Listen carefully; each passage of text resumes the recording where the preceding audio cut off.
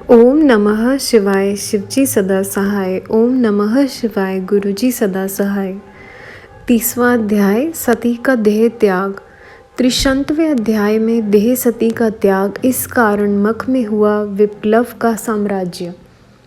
श्री नारद जी बोले, हे ब्राह्मण, जब सती जी ऐसा कहकर मौन हो गई तब क्या हुआ? ब्रह्मा जी बोले, जब सती अपने पति शंकर का स्मरण कर मौन हो गई तब शांत चित हो वह सहसा पृथ्वी पर उत्तर की ओर मुख करके जा बैठी और आचमन कर नेत्र बंद कर लिया तथा शरीर त्यागने की इच्छा से योगाग्नि द्वारा शीघ्र ही अपने शरीर को भस्म कर डाला।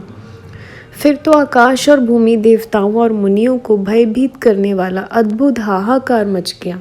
उधर सती के प्राण छोड़ते ही शिवजी के गण हाथ में शस्त्र लेकर उठ खड़े हुए और सब दिशाओं में प्रलय मचने लगे। कोई कोई शोक से व्याकुल हो अपने ही अंगों को छेदने लगे। सती के साथ ही 60,000 में से 20,000 शिव गण स्वयं ही दुख से कातर हो नष्ट हो गए। फिर जो मरने से बच गए वह क्रुद्ध हो शस्त्र उठा दक्ष को मारने दौड़े।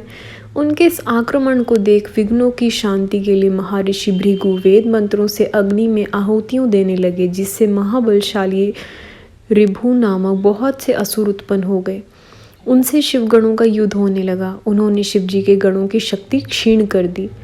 31वां अध्याय आकाशवाणी। भैया आकाशवाणी, तभी दुष्ट सुनो धर ध्यान, शेम वहाँ होता नहीं जहाँ पूज्य अपमान। ब्रह्मा जी ने कहा, सब दक्षादि देवताओं को सुनाते हुए यह आकाशवाणी हुई कि हे मूर्ख दक्ष, तूने यह बड़ा अनर्थ किया है। अपने घर में स्वतः आई हुई साक्षात मंगल स्वरूपा अपनी पुत्री सती को तूने अपमान किया। रे मूर्ख, तूने सती और शंकर का पूजन नहीं किया। तुझे तो शंकर की अर्धांगिनी सती का आदर ही करना योग्य था। वह अनादि शक्ति, जगत की सृष्टा, रक्षिका और कल्पांत में सहारिका है।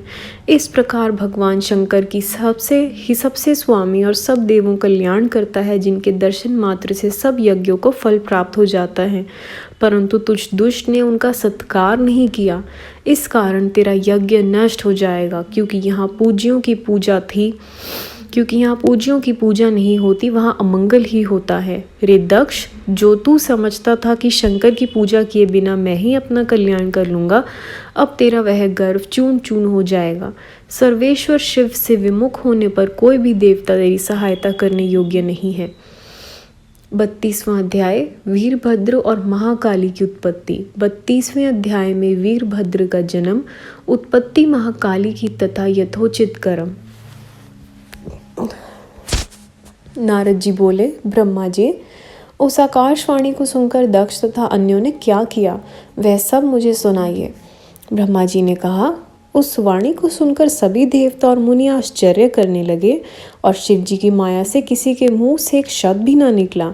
इधर भृगु के मंत्रों से उत्पन्न भृगु गुणों द्वारा भगाए गए शिवजी के गण शिवजी के शरण में गए और सती शरीर त्याग आदि का सारा वृत्तांत कह सुनाया।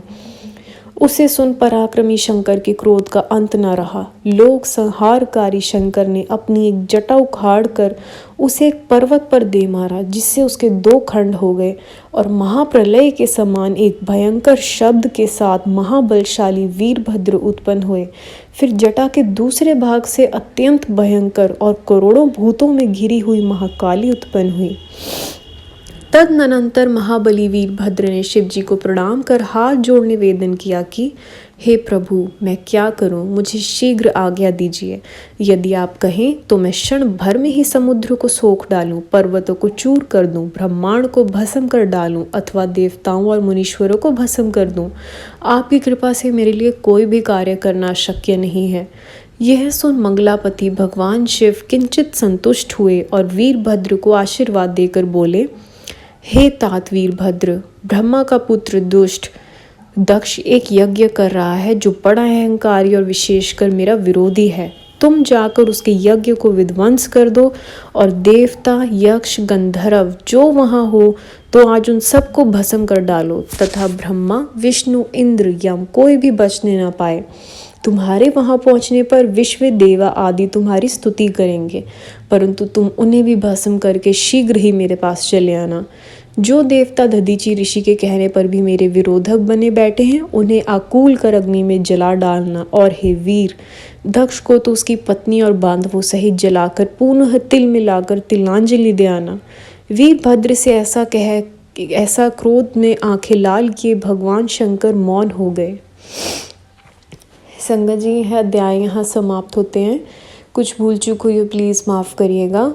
अगला अध्याय, अगली वीडियो। ओम नमः शिवाय।